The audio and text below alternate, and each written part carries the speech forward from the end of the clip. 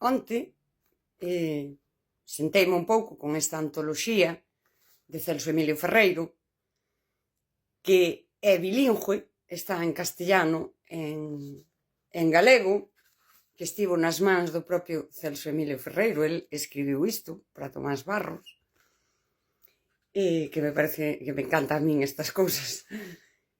E lín o prólogo, vale? E no prólogo el, pois, conta como lle piden unha escolma de poemas estando en Madrid, e nun momento do prólogo di algo moi bonito, que é: escribo perfectamente en gallego porque es mi lengua natural, en la que me siento más cómodamente instalado y en la que me expreso más fácilmente. Es mi lengua de la infancia. Con ella empecé a descubrir el mundo. Por otra parte, esta lengua está marginada. Y desde este hecho evidente y doloroso, mi poesía pretende contribuir al mantenimiento y supervivencia de la cultura gallega. Soy fiel a mi tierra y a su gente. Hago una poesía con carnet de identidad. Estimo que mientras los poetas, algunos poetas, se empeñen en ser apátridas, ciudadanos del mundo de nadie, para escribir en una especie de álgebra recreativa o de acertijo verbal, su poesía no servirá para uso de la inmensa mayoría que, en definitiva, es para mí la destinataria del mensaje poético. Cando meu amigo Paulo publica A Toada de Pedra, el colle esta portada, págalle a un artista por facer este corazón de pedra, e sabe automáticamente que el non vai ganar cartos con isto. Diría el, estas cousas que me pon a min no primeiro poemario que me adica, para falar das cousas que non lle interesan a case ninguén.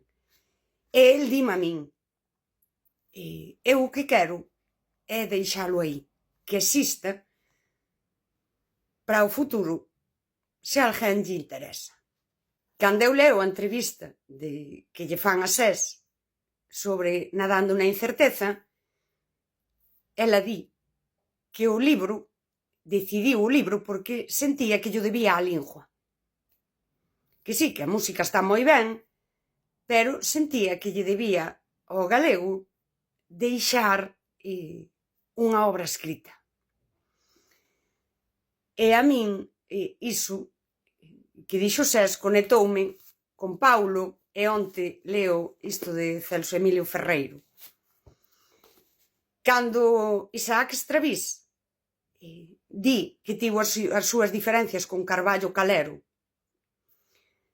pero que poñían a lingua e a cultura por riba de diferencias persoais, e non só iso, senón que recoñece, bueno, que eles leváronse moi ben despois, pero recoñece a súa calidade literaria e pídelle que escriba o prólogo do Nós dese dicionario, ou cando impulsa facerlle unha estatua en Compostela e el mesmo, Isaac Estravís, pon os primeiros 1000 euros e busca xente que poña o diñeiro para poder honrar a Carballo Calero. Isto son os nosos valores tradicionais. Escribir como a unha pátrida. Escribir tamén fora da lóxica do mercado. Escribir e deixalo e facelo para que quede aí, aínda que ti non ganes nada hoxe. Isto son valores tradicionais en Galicia. Cando SES di, débullo ao galego, e fai un disco que parece contraintuitivo, que vai contra a lóxica. Fai un pouco o que di Celso Emilio Ferreiro. Ela saca un disco como a unha apátrida que está fora da lóxica do mercado actual. Ou así o vexo eu. Eu, Celso Emilio Ferreiro, non podo falar con el. Con Paulo, sí. con SES tampouco podo falar, tá aí que o diga ela se quere. Pero eu creo que sí, que é o disco dunha apátrida cultural. E para min isto son valores tradicionais en Galicia. Que eu, dicía nun vídeo estes días, tradicionais non quere dicir conservadores. Os nosos valores tradicionais son de resistencia. A nivel cultural son de resistencia.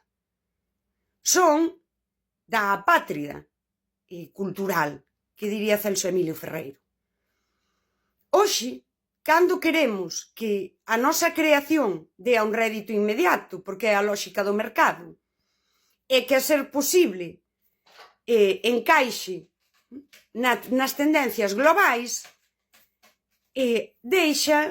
deixanse de lado os valores tradicionais nosos. Entramos na lógica global e aí está a autocolonización. Iso é escravizarnos nós do imperio porque é así. É facelo no nome do progreso porque non somos conservadores. Oxalá poder ser un país conservador a nivel cultural, porque estaríamos falando de conservar no sentido máis estricto. Mais en Galicia non se andou o suficiente para ser conservadores. Cando Castelao di, no Sempre en Galiza, a tradición non emana do pasado, nin se albisca no porvir, non é serva do tempo. A tradición é a eternidade. Castelao di algo que noutra parte do mundo dixo Gadamer, e noutro tempo. A tradición é un horizonte no que ti xa estás inmersa. A tradición non é a historia, Gadamer tamén o di así, nin é algo que está proxectado ao futuro. En si é resistencia, é vivila hoxe, facela hoxe. É deixala para quen ven. Non é para sacar o rédito inmediato. Se o sacas, ben. Se non o sacas, por exemplo, como o meu amigo Paulo, ti déixalo aí. E non sigues as lógicas do mercado para vender máis ou para que a editora cho publique. E aquí podo volver a como hoxe moita xente colle do pasado, colócalle as tendencias de hoxe para que isto sexa unha mensaxe moderna, pero é moderna no sentido de que encaixa nos movementos globais. Eu creo que se me entende. E eu, aquí podo traer a SES, eu ben sei quen son os meus. Os meus, en Galicia, son persoas que teñen valores tradicionais, valores de resistencia, que poñen esa lingua, esa cultura, por diante de calquera doutras diferenzas. Eses son os meus.